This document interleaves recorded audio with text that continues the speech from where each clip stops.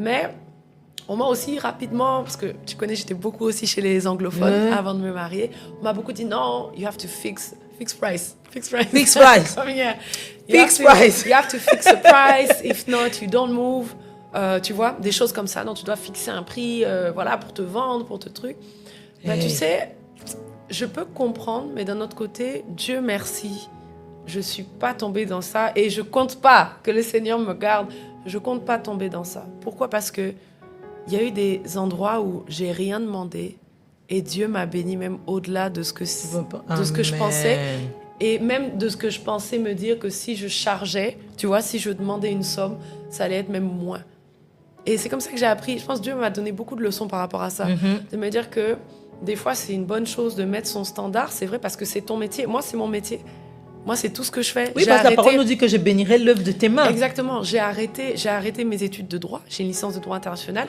J'ai arrêté mes études pour aller dans la musique. Mon premier stress aussi, même par rapport à mes parents, je me suis dit, mais je veux pas être ce type de chrétien qui vit au jour le jour. Se dire que, ah bon, voilà, et qui a une vie compliquée. Oui. Moi, je me voyais déjà en droit avec, voilà, un minimum de niveau de vie. Et puis, mes parents ont un certain aussi niveau de vie. Donc, je me suis dit, je peux pas échouer, en fait, dans ce truc-là.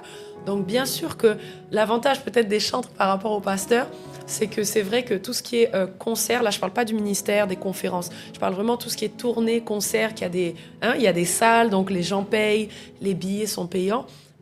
C'est un métier. Ça devient du coup un métier puisqu'il y a un business derrière ça. Donc c'est vrai que nous, par rapport aux pasteurs, nous on a des contrats qui sont fixés. Donc il y a beaucoup de gens, je l'explique parce que je suis choquée quand je me suis mariée et que je suis beaucoup retournée, on va dire, chez les francophones. Ça m'a choquée d'entendre que oui, mais non, mais c'est pas un métier. Si, ça l'est. C'est ça. Mais c'est un métier. Mais comment ne pas tomber dans les pièges commerciaux, justement? De trouver l'équilibre. De trouver l'équilibre, de se dire, Seigneur, déjà, guide-moi vers les bonnes personnes. Les personnes qui ne font pas aussi excessivement ça pour l'argent. Tu vois, parce qu'il y a des producteurs aussi qui sont seulement comme ça, qui se disent que je paye tel pour racler là, parce que moi, j'ai besoin de... Voilà. Et de deux, garder son cœur. Le cœur, c'est ça qui fait tout. Quand tu rencontres quelqu'un, quelle est ta position de cœur? Est-ce que derrière, c'est seulement pour l'argent ou tu crois que le Seigneur a mis cette personne comme contact pour t'ouvrir des portes? Pour moi, en tout cas, c'est ces deux choses. Mais donc, ça veut dire qu'en fait, est-ce que le talent peut nous enrichir spirituellement ou matériellement? Le talent, justement, c'est... Ouais. Comme dans la parabole des talents.